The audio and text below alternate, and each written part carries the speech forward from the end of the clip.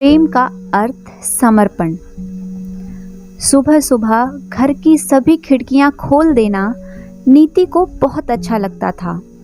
खुली हवा, ताजगी और सूर्य देव की रोशनी में वो अपने मन के खालीपन को भरने की कोशिश करती। हर दिन नई उम्मीद लाता है। नीति इस नैसर्गिक सत्य को जी रही थी, लेकिन माँ जी को यह कहाँ पसंद आता। शक और संदेह के चश्मे से बहू को देखने की उनकी आदत थी। वो बिना सोचे समझे कुछ भी कह डालती। उठते ही खोल दी महारानी ने खिड़की। इसको तो यह भी समझ में नहीं आता कि गली मोहल्ले से कोई झांक भी सकता है। अंदर आते हुए सासू माँ बोली, आगे और भी बहुत ही कटु शब्द बोले। अपने किस यार को देखती है जो सुबह सुबह खिड़कियां खोलकर खड़ी हो जाती है। कहते हैं कि शायद धारदार हथियार इतनी गहरी चोट ना दे सके जितने शब्द घायल कर जाते हैं। और यहाँ तो रोज का किस्सा था। घर की सीधी साधी बहू जो थी नीति, सास कितना भी भला बुरा कहे, उल्हाने दे, वो चुपचाप सुनती रहती। खुद को जैसे उसने पत्थर ही बना लिया था, इसलिए नीति उनके कटु शब्दों को भुला देती। कुछ असर नहीं, जो चाहे कहो। लेकिन ये किसे पता था कि उसका अंतर्मन आहत होकर कब का टूटकर बिखर गया। ये तो उसे खुद भी पता नहीं था। उसके मायके को लेकर ससुराल में खूब बातें बनती। ससुराल में सभी जानबूझकर उसके अंदर कोई ना कोई नुक्स निकालते ही रहते। सुबह की चाय बनती तो ससुर कहते, तुम्हारे माँ बाप ने तुम्हें चाय भी बनाना नहीं सिखाया, इतनी पतली चाय बनाई है।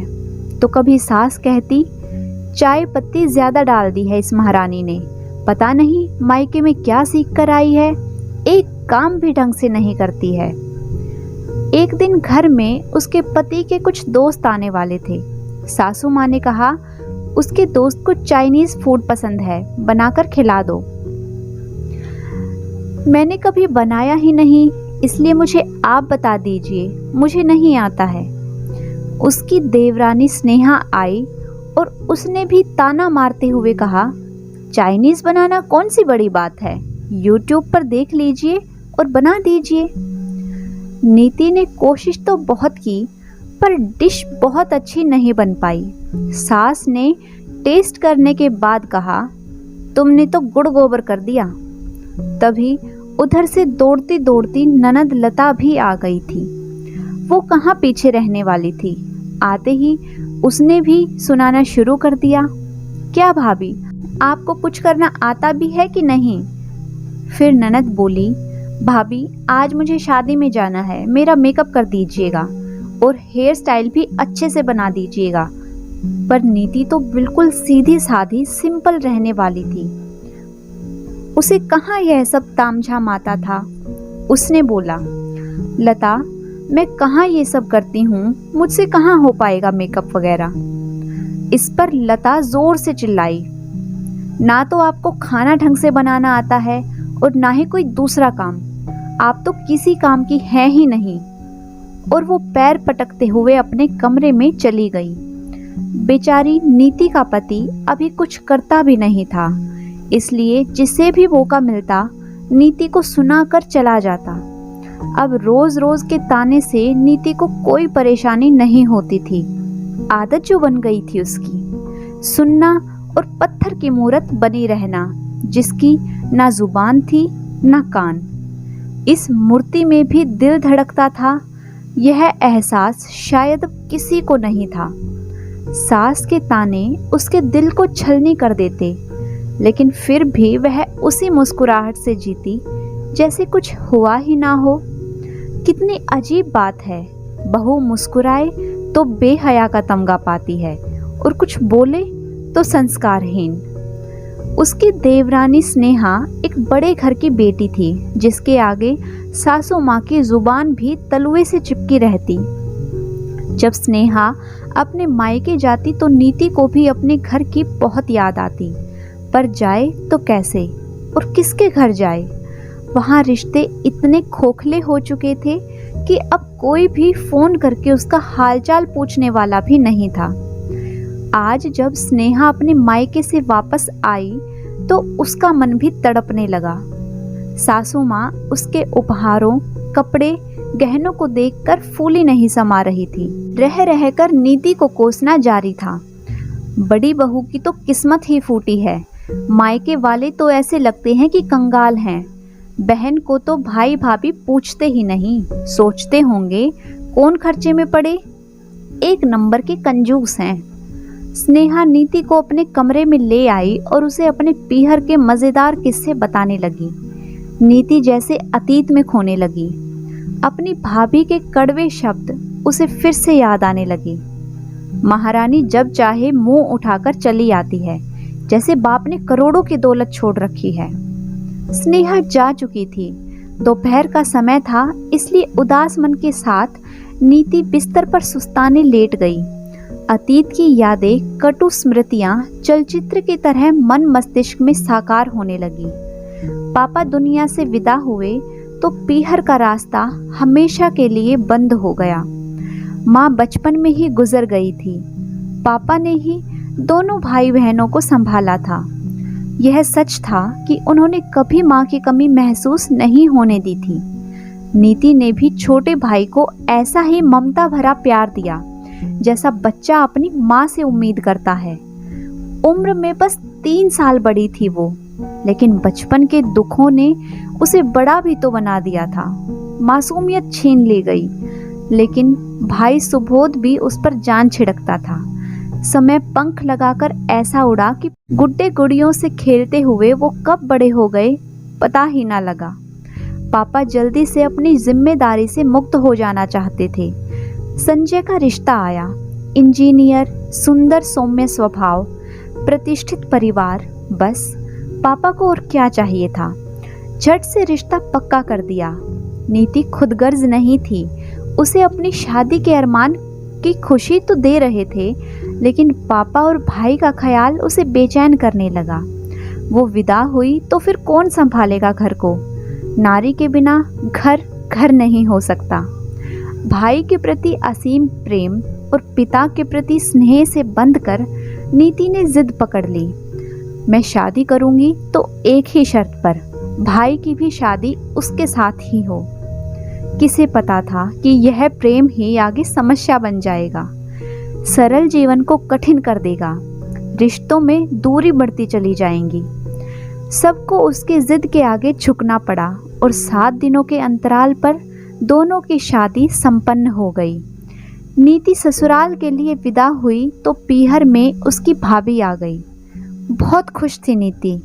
ईश्वर ने बहुत दिनों बाद जीवन में कुछ ऐसा सुखद दिया था जिससे उनकी अधूरी जिंदगी पूर्णता की ओर कदम बढ़ाने लगी थी। लेकिन जिंदगी इतनी सरल कहाँ होती है। मन का सोचा पूरा हो जाए तो कहने ही क्या। जिंदगी में नीति के सपने यथार्थ की कठोर धरा पर शीघ्र ही दम तोड़ने लगे। संजय बहुत अच्छे समझदार पति थे, लेकिन घर की स्थिति ऐसी थी कि वो खुलेआम अपनी पत्नी का साथ देने की स्थिति में नहीं थे।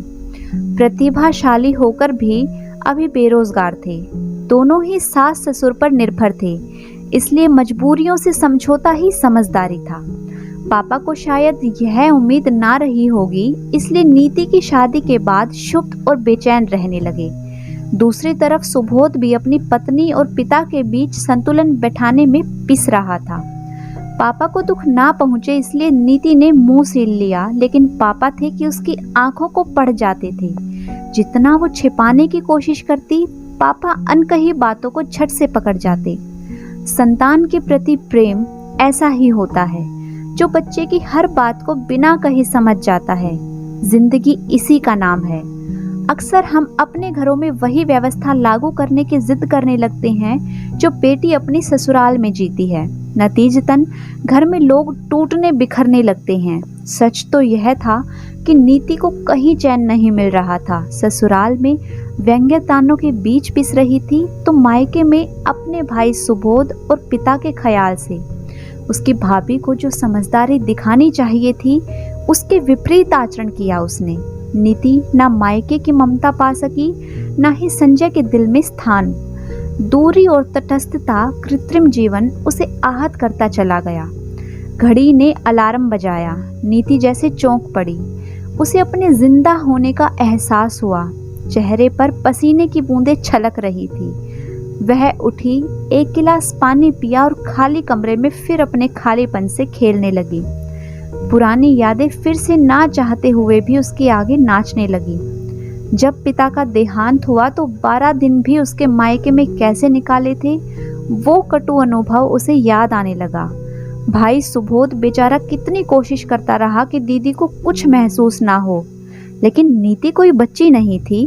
वो समझ गई कि पापा के बाद उसका रिश्ता भी इस घर से टूट गया है। फिर एक दिन वो अनुभव भी हो गया जिसने नीति के सारे भ्रम तोड़ दिए।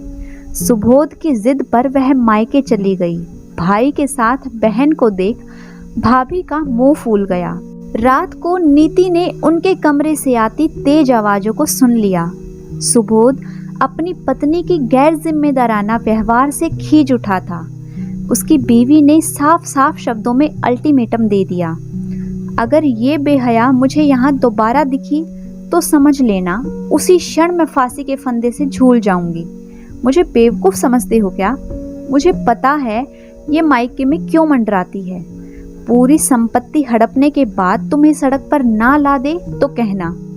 इसके बाद शायद हाथापाई भी हुई होगी। सुबोध ये बात कैसे सहन कर पाता? नफरत से नीति तड़प उठी थी। क्या ऐसी नीच सोच भी हो सकती है? पूरी रात नीति ने जागते हुए निकाल दी। वो घर जिसमें वो पली बढ़ी थी अचानक जहर की तरह चुभने लगा। सुबह होते ही वो बिना कुछ कहे वापस अपने ससुराल आ गई। उसे इंतजार था कि सुबोध आएगा माफी मांगने, लेकिन वो नहीं आया। अब नीति को अपना फैसला सही लगने लगा। भाई भाभी की जिंदगी में वो दीवार नहीं बनना चाहती थी। उसने फैसला कर लिया, अब वो वहां कभी नहीं जाएगी। खून के रिश्ते पानी हो गए। राखी का त्योहार गया, फिर भाई दूज भी, लेकिन मायके से कोई बुलावा ना आया। कहना आसान होता है, लेकिन भाई की सूरत देखने को नीति भी तड़प उठती। अब उसने अपना मुंह सील लिया, किसी से कोई शिकायत नहीं करती। 1 साल बीत गया। संजय को अच्छी नौकरी मिल गई। अब नीति की हालत भी पहले से बेहतर होने लगी। संजय उसे नॉर्मल करने की बहुत कोशिश करता, लेकिन बुझे मन में अब उमंग उम्मीदें फिर से जगाना मुश्किल लगने लगा था। आज मार्च की 22 तारीख थी। वैसे तो खास दिन था, उसका जन्मदिन था आज, लेकिन यहाँ किसे कद्र थी उसकी। सुबह के 7 बजे थे। संजय अभी भी सो रहे थे। सासू माँ व्यस्त थी। तभी दरवाजे की घंटी बजी। नीति ने खिड़की से बाहर देखा। अचानक उसका रोम रोम खिल उठा। अपनों का प्यार लावा बन फूटकर बाहर निकलने लगा। दरवाजे पर सुबोध और भाभी खड़े थे। नीति को देखते हुए दोनों बोले, हैप्पी बर्थडे दीदी। सुबोध ने पैर छूते हुए दीदी को शुभकामनाएं दी। भाभी भी उसके पैर छू रही थी। दिलों में कटुता क्षण भर में छूमंतर हो गई। सास और स्नेहा आश्चर्यचकित थी। सुबोध आज उन सब के लिए उपहार लाया था। नीति किचन की तरफ दौड़ी। ससुराल में बहू का सबसे बड़ा मेहमान भाई होता है। नीति के मन में जमी बर्फ बहने लगी थी। भाभी भी उसका हाथ बटाने रसोई में आ गई। भाभी का व्यवहार देखकर सभी को बड़ा अचंभा हो रहा था। उसने सोचा शायद बदल गई होगी। भाभी खिलखिलाकर ऐसे बातें करने लगी जैसे पहले कुछ हुआ ही ना हो। खैर जो भी हो, नीति को बहुत अच्छा महसूस हो रहा था। संजय जी उठ गए। नाश्ते की तैयारी होने लगी। मौका देख संजय ने नीति को गले से लगा लिया और उसके माथे पर किस करते हुए बोले, कैसा लगा मेरा गिफ्ट? नीति कुछ पूछती उससे पहले सुबोध आ गया और बोला, दीदी ये लो आपका सबसे कीमती गिफ्ट, मुझे जीजू ने ही सजेस्ट किया। नीति पैकेट खोलने लगी। उसकी आंखों में आंसू बहने लगे। एक बड़ी सी फ्रेम की हुई पापा की तस्वीर जिसमें उनकी मुस्कुराहट कैद थी, जो नीति को नया जीवन देती महसूस हो रही थी। फोटो के अलावा गुड्डे गुड़िया भी थे जिनसे नीति और सुबोध बचपन में खेला करते थे। उपहार तो और भी वो बहुत लाया था, लेकिन ये चीज उसके दिल को छू गई। आज पूरा दिन नीति के नाम था। संजय ने शाम को एक आलीशान होटल में डिनर रखा था। रात में जब नीति संजय के पास आई तो देखा सामने की दीवार पर पापा की फोटो टंगी है। संजय कह रहा था, नीति, ससुराल में मायके की याद ना हो तो जीवन अधूरा रह जाता है। अब अपने बेडरूम में आधी चीजें मेरी और आधी तुम्हारे मायके की यादगार वाली होंगी। ओ संजय, तुम इतना चाहते हो मुझे? नीति भाव विभोर हो संजय से लिपट गई। नीति ने पूछा, पर संजय, अचानक से भाई भाभी कैसे आ गए? तुम्हारी खुशी मेरी खुशी है। मैं 2 दिन पहले ही तुम्हें बताए बिना उनसे मिलने गया था। मेरी पहली सैलरी आई थी, अतः मैं उनके लिए कुछ गिफ्ट्स लेकर गया था। मैं तो उन्हें कभी कुछ नहीं दे पाया था क्योंकि बेरोजगार था, इसलिए सोचा अपने परिवार को तो दे ही रहा हूँ, तुम्हारे मायके वालों को भी मुझे कुछ देना चाहिए। और तभी तुम्हारे भाई भाभी से मैंने तुम्हारे बर्थडे पर आने के लिए न्योता दिया। नीति आश्चर्य से बातें सुन रही थी। नीति, चाहने का मतलब ही यही है कि हम बिना कुछ कहे एक दूसरे को समझ सकें, एक दूसरे की कमी को पूरा कर सके। तुम अंदर ही अंदर खुल रही थी, लेकिन मैं तुम्हें जीते जी मरता नहीं देख सकता था। नीति संजय के गले लगकर रोने लगी। आज अचानक बर्फ पूरी तरह पिघल गई। पति पत्नी की आपसी समझदारी से, एक दूसरे का ख्याल रखने की भावना से जिंदगी कितनी अच्छी बन जाती है। अगर आपसी समझ बेहतर हो और एक दूसरे के लिए समर्पण की भावना हो तो शादीशुदा जिंदगी कभी असफल नहीं होती। अगर आपको मेरी आज की यह कहानी पसंद आई है तो वीडियो को लाइक कीजिए, शेयर कीजिए।